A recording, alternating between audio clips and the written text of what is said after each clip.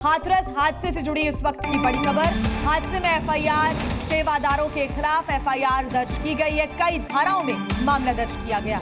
FIR के मुताबिक 2.5 लाख से ज्यादा श्रद्धालु वहां पर मौजूद थे और इतनी बड़ी संख्या में लोग वहां पर मौजूद थे, लेकिन इंतजाम पर्याप्त नहीं थे। और इसी को ध्यान में रखते हुए जो सेवादार हैं, जो कि इस फर्जी बाबा के लोग हैं, उनके खिलाफ मुकदमा दर्ज किया गया है।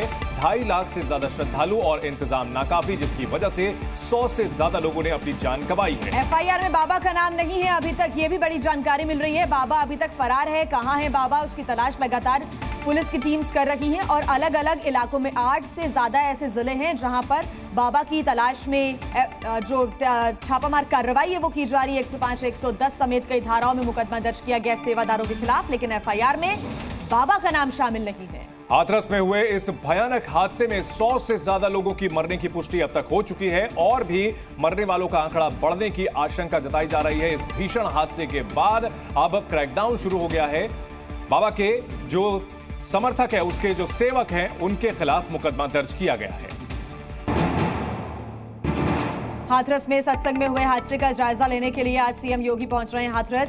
सीएम योगी हाथरस पहुंचकर घटनास्थल का जायजा लेंगे और पीड़ित परिवारों के साथ मुलाकात भी करेंगे। सीएम के साथ प्रमुख सचिव संजय प्रसाद भी जाएंगे।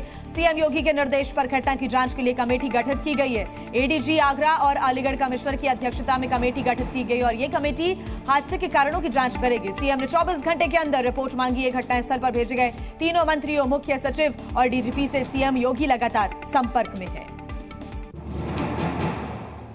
हाथरस भगदड़ मामले में प्रशासन के साथ स्थानीय पुलिस की लापरवाही भी जांच के दायरे में है। कार्यक्रम में प्रशासन की इजाजत से ज्यादा भक्त कार्यक्रम में पहुंच गए थे, लिहाजा भगदड़ मचने से यह बड़ा हादसा हो गया।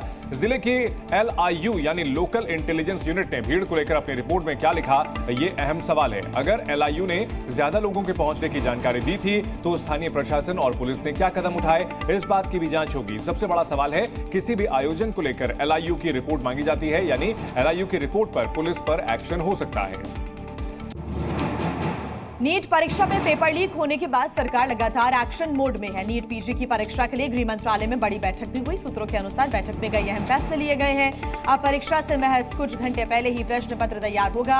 अभी सरकार अलग अलग एजेंसियों के जरिए ये देख रही है कि कहीं पर किसी भी तरीके से कोई कमी ना रहे। स्वास्थ्य मंत्रालय, इंफॉर्मेशन टेक्नोलॉजी मिनिस्ट्री और गृह मंत्रालय बड़े स्तर पर इस पूरे मामले को देख रहे हैं।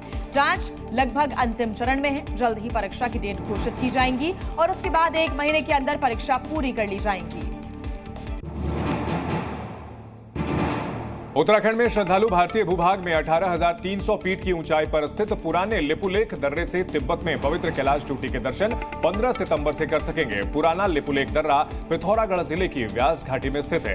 दर्रे को आम श्रद्धालुओं के लिए 15 सितंबर से खोल दिया जाएगा। 15 सितंबर के बाद से श्रद्धालु धारचूला से अपने वाहनों से लिपुलेख तक जा सकेंगे।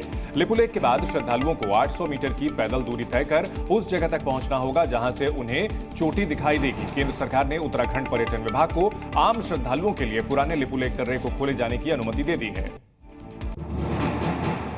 जम्मू कश्मीर में सुरक्षा बलों के लिए एक नई चुनौती सामने आई है। आतंकवादी घुसपैठ के पुराने पारंपरिक मार्गों पर वापस लौट आए हैं। LOC और अंतर्राष्ट्रीय सीमा के करीब पुराने पारंपरिक मार्गों से घुसपैठ की कोशिशों में अचानक तेजी आई है। काफी संख्या में विदेशी आतंकवादी यहां घुसपैठ कर चुके हैं। आतंकी गतिविधियों में तेजी के कारण पूरे LOC और अंतर्राष्ट्रीय सीमा को हाई अलर्ट पर रखा गया है। जम्मू क्षेत्र, पुंछ राजौरी बेल्ट और कश्मीर क्षेत्र के उत्तरी कश्मीर बेल्ट में आतंकवादियों की मौजूदगी बढ़ी है।